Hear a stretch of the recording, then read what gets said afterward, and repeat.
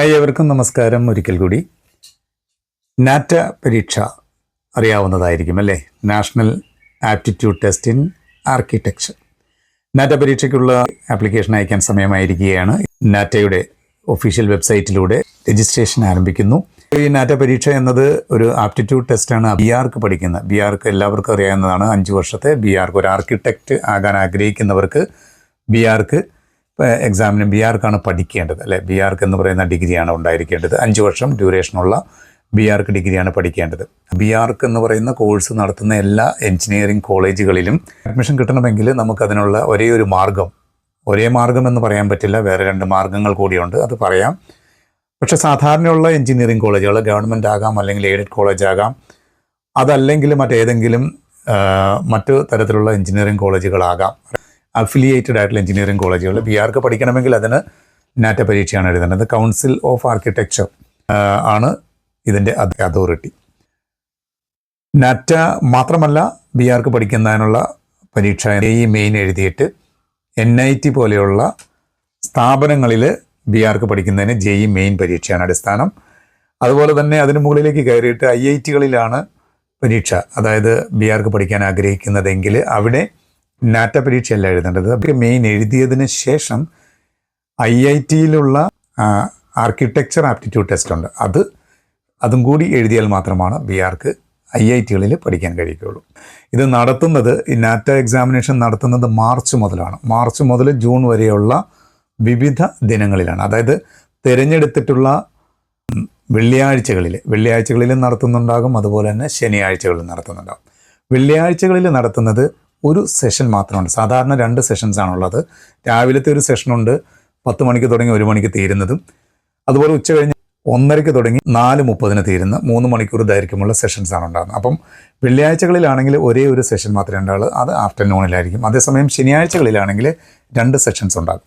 അപ്പോൾ ഈ നാറ്റ പരീക്ഷയ്ക്ക് 2024 ഓൾറെഡി അപ്പിയർ ചെയ്തിരിക്കുന്നവർക്ക് ഈ വർഷം വീണ്ടും അപ്പിയർ ചെയ്യുന്നതിന് കുഴപ്പമില്ല. അപ്പോൾ എങ്ങനെയാണെന്ന് വെച്ചിട്ടുണ്ടെങ്കിൽ ഫൈനൽ സ്കോറിങ്ങിൽ ഈ 2024 സ്കോർ എന്താണോ, അന്നേരത്തെ ഫൈനൽ സ്കോർ എന്താണോ, അതും ഈ വർഷം 3 സെഷൻസാണുള്ളത്.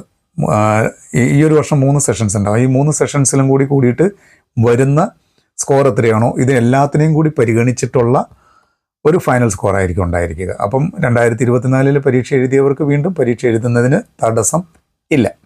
ഇതിന് കൂടുതൽ വിവരങ്ങൾ അറിയുന്നതിന് ഒന്നുകിൽ കൗൺസിൽ ഓഫ് ആർക്കിടെക്ചറിൻ്റെ വെബ്സൈറ്റ് ലിങ്കിൽ ഞാൻ കൊടുത്തിട്ടുണ്ടാകും, www.coa.gov.in. അതാണ് ഒരു വെബ്സൈറ്റ്. രണ്ടാമത്തത് നാറ്റയുടെ തന്നെ www.nata.in. ഈ വെബ്സൈറ്റുകളിൽ നമുക്ക് ലഭ്യമാണ്. അതിൽ ഇപ്പം നാറ്റയുടെ വെബ്സൈറ്റിൽ കയറി കഴിഞ്ഞിട്ടുണ്ടെങ്കിൽ ഇതിൻ്റെ ബ്രോഷർ നമുക്ക് ഡൗൺലോഡ് ചെയ്യാം. ഡീറ്റെയിൽ ആയിട്ട് എല്ലാ കാര്യങ്ങളും വായിച്ച് മനസ്സിലാക്കി അതിൽ എന്തെല്ലാം കാര്യങ്ങളാണ്, പരീക്ഷ എങ്ങനെയാണ് നടത്തുന്നത്, പരീക്ഷയിൽ എന്തെല്ലാം കാര്യങ്ങളാണ്, ക്വസ്റ്റ്യൻസ് ഏതെല്ലാം രീതിയിൽ, ക്വസ്റ്റ്യൻസിൻ്റെ പാറ്റേൺ എന്താണ്, ഡ്യൂറേഷൻ എന്താണ്, അതുപോലെ തന്നെ എന്തെല്ലാം രീതിയിലാണ് ആപ്ലിക്കേഷൻ പ്രൊസീജിയർ എങ്ങനെയാണ് ചെയ്യേണ്ടത്, ആപ്ലിക്കേഷൻ ഫീസ് എത്രയാണ്, പിന്നെ ആപ്ലിക്കേഷൻ്റെ കൂടെ അപ്ലോഡ് ചെയ്യേണ്ട രേഖകൾ എന്തൊക്കെയാണ്, ഈ വക എല്ലാ കാര്യങ്ങളും നമുക്ക് ഈ വെബ്സൈറ്റിൽ നിന്ന് തീർച്ചയായിട്ടും ലഭ്യമാകുന്നതാണ്. അപ്പോൾ അതുകൊണ്ട് തന്നെ കൂടുതൽ ഇപ്പോൾ എല്ലാം നമുക്ക് അങ്ങനെയാണല്ലോ. അപ്പം എല്ലാ കാര്യങ്ങളും നമുക്ക് നേരിട്ട് വായിച്ച് മനസ്സിലാക്കി ബോധ്യപ്പെട്ടതിന് ശേഷം മാത്രം എന്ത് ചെയ്യാം, ഈ ആപ്ലിക്കേഷൻസ് രജിസ്ട്രേഷൻ ചെയ്യാം. ഏതൊരു എക്സാമിനേഷനും അങ്ങനെയാണ്.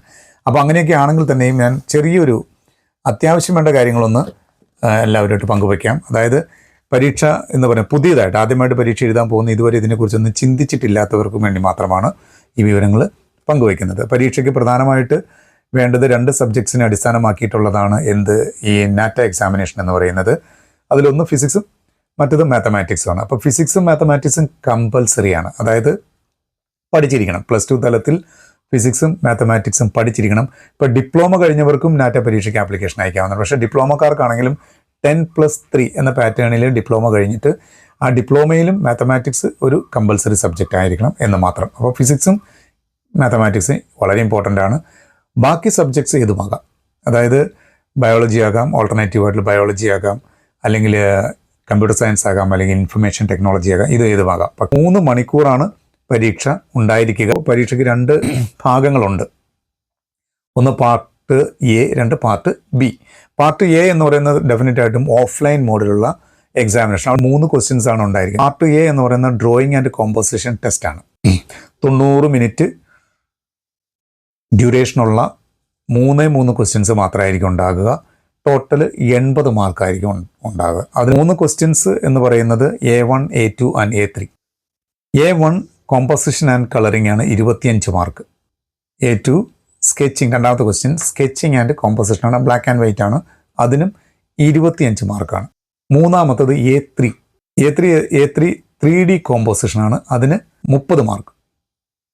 3D കോമ്പോസിഷൻ ആണ്, 30 മാർക്കാണ്. അപ്പോൾ പാർട്ട് എക്ക് 80 മാർക്കാണ്. മൊത്തം 3 ക്വസ്റ്റ്യൻസ് ഉണ്ട്. അത് 90 മിനിറ്റ് ദൈർഘ്യമുള്ളതാണ്. ഓഫ്ലൈനായിട്ട് ചെയ്യേണ്ടതാണ്.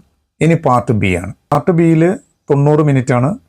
ആ 90 മിനിറ്റിൽ 50 ക്വസ്റ്റ്യൻസ് ആണ് മൊത്തം ആൻസർ ചെയ്യേണ്ടത്. അത് 2 ടൈപ്പ് ഉണ്ട്. MCQ ഉണ്ട്, അതുപോലെ തന്നെ NCQ ഉണ്ട്. ഒന്ന് ന്യൂമറിക്കൽ എബിലിറ്റി ചെക്ക് ചെയ്യുന്ന ക്വസ്റ്റ്യൻസ് ഉണ്ട്. MCQയിൽ 42 ക്വസ്റ്റ്യൻസും NCQ സെക്ഷനിൽ രണ്ടാമത്തെ സെക്ഷനായിട്ടുള്ളതിൽ 8 ക്വസ്റ്റ്യൻസ് ഉണ്ട്. അപ്പോൾ ടോട്ടൽ 50 ക്വസ്റ്റ്യൻസ് ആണ്. 50 ക്വസ്റ്റ്യൻസിന് 120 മാർക്ക്. അപ്പോൾ മൊത്തത്തിൽ നോക്കുമ്പോൾ നെഗറ്റീവ് മാർക്സ് ഒക്കെ ഉണ്ട്. 120 മാർക്ക് എന്ന് പറയുമ്പോൾ ആദ്യത്തെ പാർട്ട് എയിൽ 80 മാർക്കും രണ്ടാമത്തെ പാർട്ട് ബിയിൽ മൾട്ടിപ്പിൾ ചോയ്സ് ആയിട്ടുള്ള ആ ഒരു സെക്ഷനിൽ 120ഉം, അങ്ങനെ മൊത്തം 200 മാർക്കാണ് 3 മണിക്കൂർ എക്സാമിനേഷൻ. അപ്പോൾ ഇതിനകത്ത് സംസ്ഥാനത്തെ ഒക്കെ ഇത് റാങ്കിങ് പരിഗണിക്കുമ്പോൾ ഫിസിക്സിൻ്റെയും മാത്തമാറ്റിക്സിൻ്റെയും ബോർഡ് എക്സാമിനേഷന് കിട്ടുന്ന മാർക്കിൻ്റെ 50% പരിഗണിക്കാറുണ്ട്. അങ്ങനെയാണ് ഫൈനൽ റാങ്കിങ് നമ്മുടെ കേരളത്തിലൊക്കെ ചെയ്യുന്നത്. അപ്പോൾ അതുകൊണ്ട് ബോർഡ് എക്സാമിനേഷൻ്റെ മാത്സിൻ്റെ ഫിസിക്സിൻ്റെ മാർക്ക് വളരെ ഇമ്പോർട്ടൻ്റ് ആണ്. ഒരു കുട്ടിക്ക് നാറ്റ ക്വാളിഫൈഡ് ആകണമെങ്കിൽ മിനിമം ഇത്ര സ്കോർ വേണമെന്നുണ്ട്. പാർട്ട് എയിൽ നിന്നാണെങ്കിൽ 20 മാർക്കെങ്കിലും സ്കോർ ചെയ്യണം. പാർട്ട് ബിയിൽ നിന്നാണെങ്കിൽ 30 മാർക്കെങ്കിലും സ്കോർ ചെയ്യണം. അഗ്രിഗേറ്റ് ആയിട്ട് വരുമ്പോൾ 200-ൽ 70 മാർക്ക് കിട്ടിയാലാണ് നാറ്റ ക്വാളിഫൈഡ് ആകത്തുള്ളൂ. അപ്പോൾ അതൊക്കെ ശ്രദ്ധിക്കേണ്ട കാര്യങ്ങളാണ്. പാർട്ട് ബിയിൽ വരുന്ന ക്വസ്റ്റ്യൻസ് പൊതുവേ ഉള്ളൊരു ഘടന എന്നത് പാർട്ട് ബിയിൽ MCQ ആണല്ലോ. അപ്പോൾ അതിനകത്ത് പല മേഖലകളിലുള്ള ക്വസ്റ്റ്യൻസ് ആണ് വരുന്നത്. ഒന്ന് വിഷ്വൽ റീസണിങ്ങിൻ്റെ, 2 ലോജിക്കൽ ഡെറിവേഷൻസ് ഉണ്ട്, 3 ആർക്കിടെക്ചറും ഡിസൈനുമായിട്ട് ബന്ധപ്പെട്ടുള്ള ജനറൽ അവയർനെസ് ക്വസ്റ്റ്യൻസ് ഉണ്ടാവും, കറണ്ട് അഫയേഴ്സ് ഉണ്ടാവും, പിന്നെ ഇംഗ്ലീഷ് ലാംഗ്വേജ് ബേസ്ഡ് ആയിട്ടുള്ള ക്വസ്റ്റ്യൻസ് ഉണ്ടാകും, ഡിസൈനിങ് സെൻസിറ്റിവിറ്റി ആൻഡ് തിങ്കിങ് ആ മേഖലയിലുള്ള ക്വസ്റ്റ്യൻസ് ഉണ്ടാകും. അതും അങ്ങനെ അതിന് റിലേറ്റഡ് ആയിട്ടുള്ള ക്വസ്റ്റ്യൻസ് ഉണ്ടാകും. കൂടാതെ ന്യൂമറിക്കൽ എബിലിറ്റി ടെസ്റ്റ് ചെയ്യുന്ന ക്വസ്റ്റ്യൻസ്. അപ്പോൾ ഇത്തരം വിവിധ തരങ്ങളിലുള്ള ക്വസ്റ്റ്യൻസ് ആയിരിക്കും പാർട്ട് ബിയിൽ MCQയിൽ നമുക്ക് പ്രതീക്ഷിക്കാവുന്നത്. അപ്പോൾ 2 പാർട്ടാണുള്ളത്. പാർട്ട് എ ഉണ്ട്, പാർട്ട് ബി ഉണ്ട്.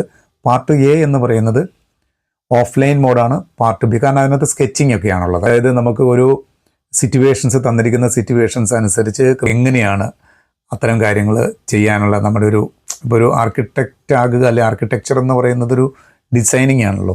അപ്പോൾ അതിനകത്ത് ആ കോമ്പോസിഷൻ, കളറിങ്ങിൻ്റെ കോമ്പോസിഷനൊക്കെ എത്രയും ഭംഗിയായിട്ട് ചെയ്യാൻ കഴിയും എന്നതിനെക്കുറിച്ച് ഇവാലുവേറ്റ് ചെയ്യുന്ന ഭാഗമാണ്. അതുകൊണ്ട് തന്നെ അത് ഓഫ്ലൈനാണ്. അതേസമയം പാർട്ട് ബി എന്ന് പറയുന്നത് പ്യൂർലി കമ്പ്യൂട്ടർ ബേസ്ഡ് എക്സാമിനേഷൻ ആയിരിക്കും ഉണ്ടായിരിക്കും. പാർട്ട് എയും പാർട്ട് ബിയും ഉണ്ട്. അങ്ങനെ അപ്പോൾ ടോട്ടലി 200 മാർക്കാണ്. സബ്ജക്ട്സ് ഓൾറെഡി ഞാൻ പറഞ്ഞു. ഇതിന് മിനിമം വേണ്ട മാർക്ക് റിക്വയർമെൻറ്റ് എന്ന് പറഞ്ഞാൽ അഗ്രിഗേറ്റ് ആയിട്ട് 45% മാർക്കാണ് വേണ്ടത്. കേരളത്തിൽ എത്ര സെൻറ്റേഴ്സ് ഉണ്ട്? കേരളത്തിൽ 9ഓളം സെൻറ്റേഴ്സ് ഉണ്ട്. വിവിധ പ്രധാനപ്പെട്ട സ്ഥലങ്ങളിലൊക്കെ സെൻറ്റേഴ്സ് ഉണ്ട്. 9 സെൻറ്റേഴ്സ് ഉണ്ട് രാജ്യത്ത് ആകമാനമായിട്ട് പല സ്ഥലങ്ങളിലായിട്ട്. അപ്പോൾ നമ്മൾ ആപ്ലിക്കേഷൻ അയക്കുമ്പോൾ ഇതിന് വേണ്ട നമുക്ക് ഓപ്ഷൻസ് ഉണ്ടാകും. ഏതെല്ലാം സെൻറ്റേഴ്സ് നമുക്ക് ചൂസ് ചെയ്യാം. അതിനനുസരിച്ചിട്ടായിരിക്കും അഡ്മിറ്റ് കാർഡ് വരിക. എക്സാമിനേഷൻസ് ഞാൻ പറഞ്ഞ മാതിരി തന്നെ, നേരത്തെ പറഞ്ഞ മാതിരി തന്നെ മാർച്ച് മുതൽ തുടങ്ങും. ഇപ്പോഴാണ് ആപ്ലിക്കേഷൻ പ്രൊസീഡ് ചെയ്യേണ്ടത്. അപ്പോൾ അതിൻ്റെ ബ്രോഷറിൽ ഒന്ന് വായിച്ച് നോക്കണം.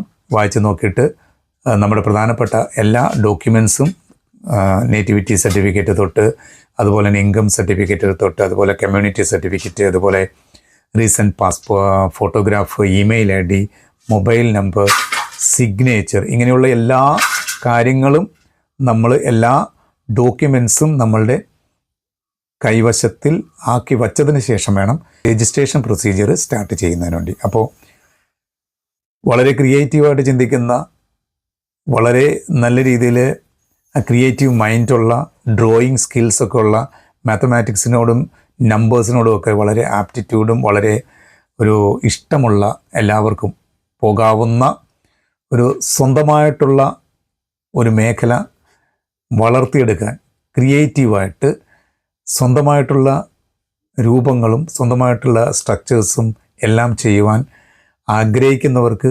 ഡെഫിനറ്റായിട്ടും പോകാൻ പറ്റുന്ന മേഖലയാണ് BArch അല്ലെങ്കിൽ ആർക്കിടെക്ചർ പഠനം എന്ന് പറയുന്നത്. അതുകൊണ്ട് അങ്ങനെ അത്തരം വ്യത്യസ്തമായ രീതിയിൽ ആഗ്രഹിക്കുന്ന കുട്ടികൾക്ക് തീർച്ചയായിട്ടും ഉടനെ തന്നെ ആപ്ലിക്കേഷൻസ് രജിസ്ട്രേഷൻ പ്രോസസ്സ് സ്റ്റാർട്ട് ചെയ്യുക. സ്റ്റാർട്ട് ചെയ്യുന്നതിന് മുന്നേ ഞാൻ ആദ്യം പറഞ്ഞ എല്ലാ ഡോക്യുമെൻസും ആദ്യമേ തന്നെ ഉണ്ട് എന്ന് ഉറപ്പുവരുത്തുക. ഇതിൻ്റെ ഫീസ് സ്ട്രക്ചറുണ്ട്. ഒരു സെഷന് വേണ്ടത് 1750 രൂപയാണ് ജനറൽ കാൻഡിഡേറ്റ്സിന്. അതേസമയം റിസർവേഷൻ കാറ്റഗറിയിൽ ഇപ്പോൾ OBC NCL ഉണ്ട്, നോൺ ക്രീമി ലെയർ ഉണ്ട്, അവരുൾപ്പെടെയുള്ള എല്ലാവർക്കും 1250 രൂപയും. കൂടാതെ ട്രാൻസ്ജെൻഡേഴ്സ് ആണെങ്കിൽ അവർക്ക് 1000 രൂപയാണ് ആപ്ലിക്കേഷൻ ഫീസ് എന്ന് പറയുന്നത്. അപ്പോൾ ഇത്രയും കാര്യങ്ങൾ എല്ലാവർക്കും ഉപകാരപ്പെട്ടു എന്ന് വിശ്വസിക്കുന്നു. അപ്പോൾ അതോട് കൂടിയിട്ട് ആപ്ലിക്കേഷൻസ് എല്ലാവരും അയയ്ക്കുക. ഇന്ന് തന്നെ തുടങ്ങുക. കാരണം അടുത്ത മാസം എക്സാമിനേഷൻസ് സ്റ്റാർട്ട് ചെയ്യുകയാണ്.